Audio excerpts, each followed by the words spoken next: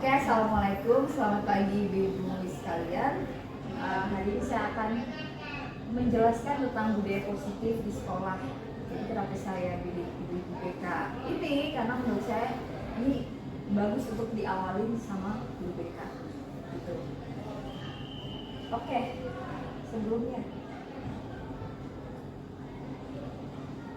sebelum kita mulai ke budaya positif, mindset kita atau paradigma kita ini tentang belajar harus sama dulu. Jadi kalau menurut Ki Hajar Dewantara ini, sekolah diibaratkan sebagai tanah tempat bercocok tanam, sehingga guru harus mengusahakan sekolah jadi lingkungan yang menyenangkan, menjaga dan melindungi murid dari hal-hal yang tidak baik. Jadi sekolah intinya harus aman ya. Dengan demikian karakter murid tumbuh dengan baik. Sebagai contoh, murid yang tadinya malas jadi semangat, bukan kebalikannya. Murid akan mampu menerima dan menyerap suatu pembelajaran bila lingkungan di sekitarnya juga aman dan nyaman.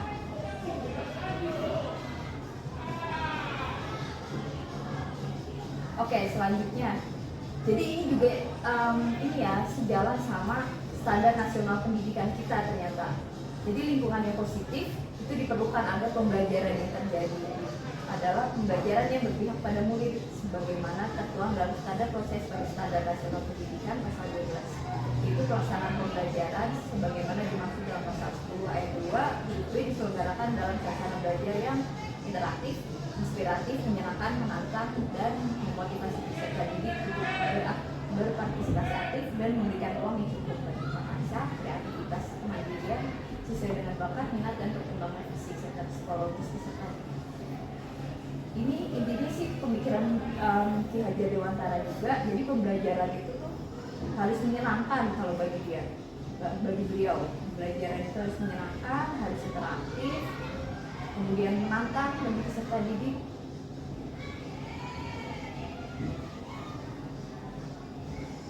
Oke, sebelum kita membahas tentang budaya positif, kita harus tahu dulu nih, jadi kebutuhan dasar manusia itu ada 5 pada dasarnya. Yang pertama itu bertahan hidup, kasih sayang dan rasa diterima, kemudian penguasaan, kebebasan, dan kesenangan. Selanjutnya kita bahas tentang motivasi perilaku manusia. Jadi hal apa sih yang memotivasi seseorang untuk melakukan sesuatu? Kalau menurut materi yang saya dapat itu ada 3. Yang pertama itu untuk menghindari ketidaknyamanan, dalam hal ini murid-murid ini ya, menghindari hukuman, kemudian untuk mendapat imbalan atau penghargaan, mungkin reward ya dalam hal ini, kemudian untuk menjadi yang mereka inginkan dan menghargai diri sendiri dengan nilai-nilai yang dipercaya. Kalau ini jadi dari dalam diri mereka itu udah tertanam gitu, misalnya tepat waktu, saya menghargai diri saya sendiri dengan datang tepat waktu kayak gitu. Kalau misalnya anaknya emang udah ada motivasi di dalam gitu, udah termotivasi sendiri. Oke, selanjutnya kita bahas tentang disiplin positif. Menurut Bu Juli, disiplin itu apa sih? Maksud disiplin?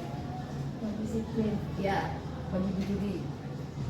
Menaati aturan yang ada. Ya, menaati aturan. Pasti disiplin tuh identiknya sama aturan ya. Nah, di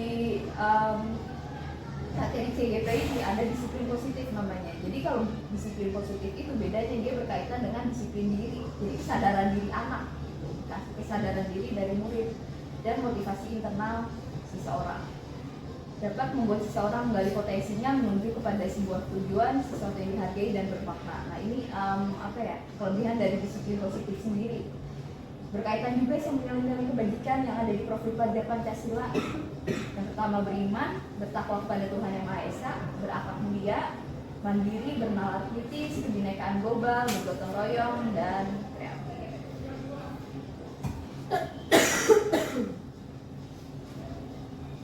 Oke, selanjutnya itu salah satu cara untuk menerapkan disiplin positif itu kita ada keyakinan kelas atau sekolah.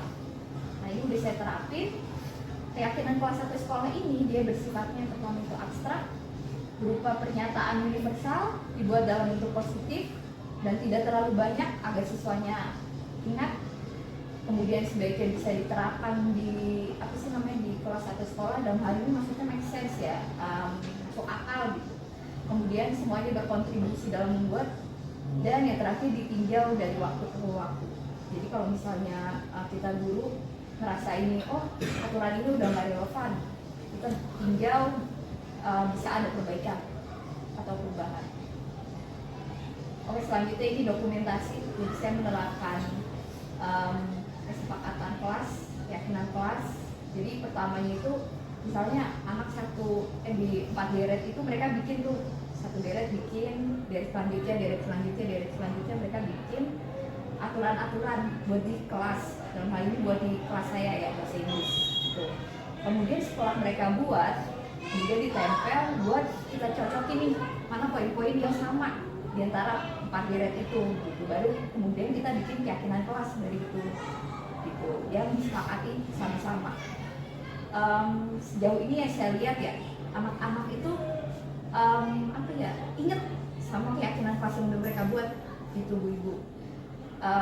Sebagai contoh, tadi saya di kelas 12 IPS 5, mereka bikin salah satu keyakinan kelas itu murid-murid memastikan kelas bersih, benar kelas bersih gitu. Terus selanjutnya ada juga yang murid-murid tidak makan di kelas. Biasanya tuh pas sebelum sentrapin ini ya, ada aja tuh yang lagi ngunyah di kelas lagi makan. Tapi pas udah bikin keyakinan kelas ini, salah satu poinnya ini, mereka nggak ada yang makan di kelas gitu. Jadi mereka ini gitu, kelebihan dari keyakinan kelas ini. Oke, selanjutnya kita bahas tentang posisi kontrol guru. Jadi kita guru itu sebenarnya udah kontrol ini ya murid-murid. Ada 5 poin. Yang pertama itu penghukum. Ini sering kita lakukan ya. Jadi kita kasih hukuman karena kalau salah-salah. Selanjutnya pembuat merasa bersalah, itu maksudnya tuh gini, contohnya ya. Jadi misalnya kita bilang ke anak, kamu gak kasihan sama ibu, nanti kalau kamu kayak gini, nanti ibu bisa ditegur sama kepala sekolah, misalnya kayak gitu. Itu salah satu kata-kata buat membuat merasa bersalah. Kemudian itu posisi kontrol guru sebagai teman. Ibu-ibu BK mungkin lebih sering ini ya, buat kita murid-murid SMA tuh kayaknya lebih cocok sebagai teman gitu ya. Tapi terkadang kurangnya anak-anak jadi lebih berani ke kita. Selanjutnya itu pemantau. Jadi kita lihat dulu nih hukumannya apa, kita lihat, kita pantau tuh anak itu dia ngelakuin pelanggaran apa enggak kayak gitu. Kita jadi ngawasin anak itu. Selanjutnya itu manajer. Jadi kalau dalam hal ini maksudnya manajer itu kita tanya dulu kesalahan apa yang udah kamu buat, lalu anak jawab. Setelah anak jawab, tanya selanjutnya harus kayak gimana nih, apa yang akan kamu buat. Jadi anaknya bikin sendiri konsekuensinya apa yang akan dilakukan dan berubah gitu. Kalau untuk manajer sebagai kontrol. Tapi selanjutnya kita juga ada namanya segitiga restitusi. Dia ada tahap-tahapnya. Yang pertama itu validasi, menstabilkan identitas, kemudian validasi kebutuhan, dan menanyakan keyakinan. Itu step-stepnya. Untuk menstabilkan identitas, biasanya kata-kata yang dipakai itu bisa berupa setiap orang pasti pernah melakukan kesalahan, terus kamu bukan satu-satunya yang pernah melakukan hal ini gitu. Selanjutnya itu validasi kebutuhan. Kita bisa pakai kata-kata kamu tentu punya alasan kenapa melakukan hal itu. Kemudian adakah cara yang lebih efektif untuk mendapatkan apa yang kamu butuhkan. Kemudian nilai-nilai apa yang telah kamu sepakati dan kamu ingin menjadi orang seperti apa, untuk menanyakan keyakinan. Langkah-langkahnya kamu punya alasan dulu. Oke, thank you. Jadi saya ada video sedikit tentang pelaksanaan segitiga restitusi. Mari kita nonton ibu-ibu.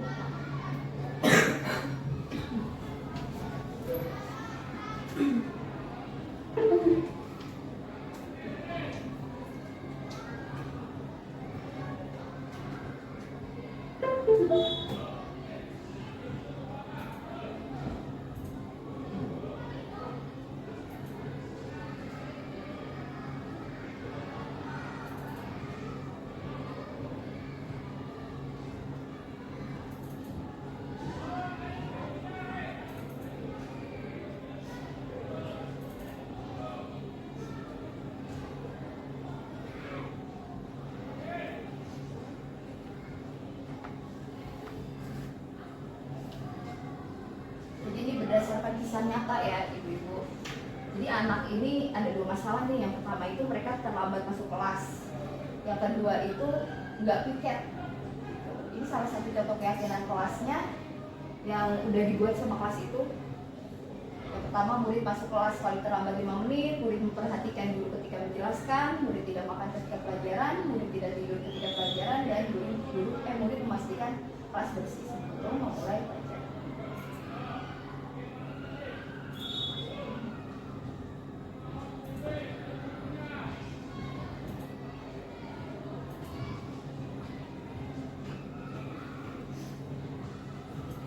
Oke, jadi ini contoh dari percakapannya untuk menstabilkan identitas. Yang pertama itu kita lihat dulu nih, kita mau tahu intinya anak itu tuh sadar nggak sama kesalahannya gitu. Kemudian yang validasi tindakan yang salah itu buat ngerendahin anak itu biar nggak takut kalau dia udah berbuat salah.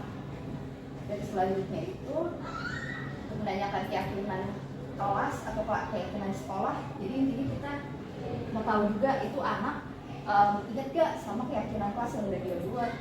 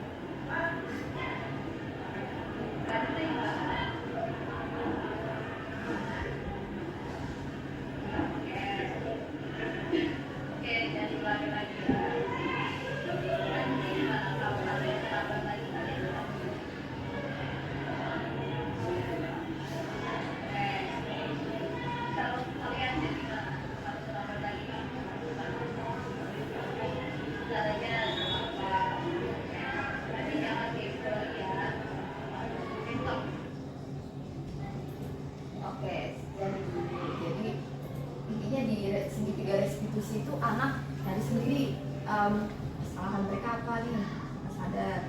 Kemudian mereka nyari sendiri konsekuensinya apa yang mesti mereka tanggung ketika mereka melakukan kesalahan. Terima kasih ibu sudah